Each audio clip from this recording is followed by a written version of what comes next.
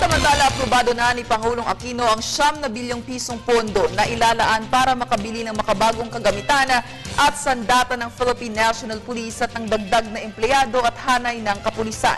Para sa detalye, balita mo kami, Elena Luna. Kasabay ng pamamahagi ng mahigit 22,000 mga bagong Glock 17 Generation 4 pistols sa mga pulis, inihayag ni Pangulong Aquino ang pag-aproba sa 9 bilyong pisong pondo para sa Operational Transformation Plan ng Philippine National Police. Transformational Plan, may budget po tayong hinanda ng 9 billion pesos para dito. At nung naaprubahan po natin yan, magaling po ang teamwork ni Secretary Rojas at Director General Purisima. Nung natapos po si Secretary Rojas, tumugo naman sa akin si Director General Purisima at sinabi, sir, hindi pa kasama yung mga helicopter na kailangan namin. Sabi ko, okay kayo, hindi nyo mininsanan, hinati nyo, nung naaprubahan nyo isa, malamang maaprubahan na rin yung pangalawa. Nakapaloob sa pondong ito ang pagbili ng mga karagdagang kagamitan ng PNP, kabilang na ang mga sasakyan at mga habang armas. Kasado na rin dito ang pagbili natin ng 13,000 unit ng M4 rifle para sa hanay natin sa field patrol.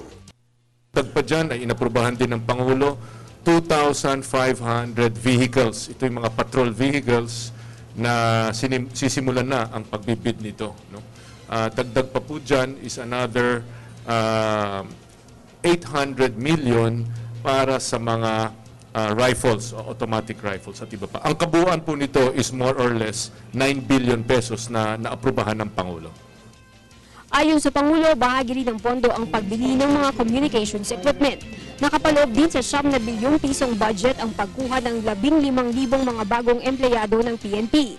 Sila ang itatalaga sa mga opisina para wala ng miyembro ng kabuuang 146,000 ng mga pulis sa bansa ang matatali sa kanilang mesa.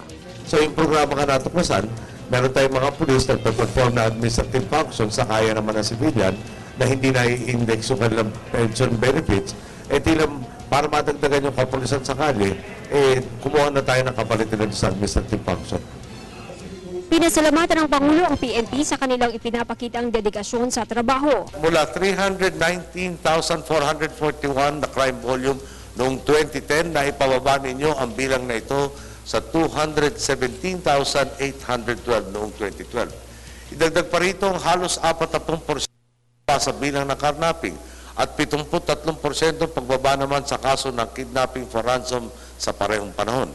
Positibong datos din ang resulta na maigting ninyong pagsasagupa sa private armed groups. 63% kabawasan sa bilang ng grupong ito ang naitala natin mula election 2010 hanggang nitong nakarang halalan. Ang kanilang mga nagagawaan niya ay nagbibigay ng motibasyon sa pamahalaan na isulong pa ang reforma sa PNP. Para sa Telebisyon ng Bayan, Elena Luna.